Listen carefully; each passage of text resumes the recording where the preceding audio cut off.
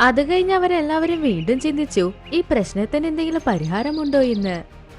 അപ്പൊ സിംഹരാജൻ പറഞ്ഞു, സുഹൃത്തുക്കളെ, പ്രശ്നം എന്താണെന്നുള്ളത് മനസ്സിലായി. ഈ പ്രശ്നത്തിന് നമ്മളൊരു പരിഹാരം കണ്ടെത്തിയേ പറ്റൂ. നമുക്ക് ഒരുപാട് സമയവുമില്ല. ആ മലിനമായ ജലം കാരണം എല്ലാവരും ചത്തുപോകുന്നു.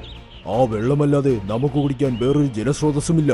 അതേ മഹാരാജാവേ, ഞങ്ങൾ എല്ലാവരും അതിനെക്കുറിച്ച് തന്നെയാണ് ചിന്തിക്കുന്നത്. ഉറപ്പായും എന്തെങ്കിലും ചെയ്യണം. മഹാരാജ, ഞാനൊരു കാര്യം പറയാം. ആ ചിൽബുലി, പറയൂ. മഹാരാജ, എനിക്ക് തോന്നുന്നു ഈ പ്രശ്നത്തിന്റെ പരിഹാരം ഗുരു പറയും എന്ന്.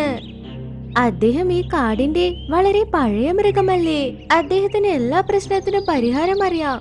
അതേ ചിൽബുലി, നീ ശരിയായി പറഞ്ഞു. നമുക്ക് ഇന്ന് തന്നെ അവരുടെ അടുത്ത് പോയി നമ്മുടെ പ്രശ്നങ്ങളെല്ലാം പറയാം.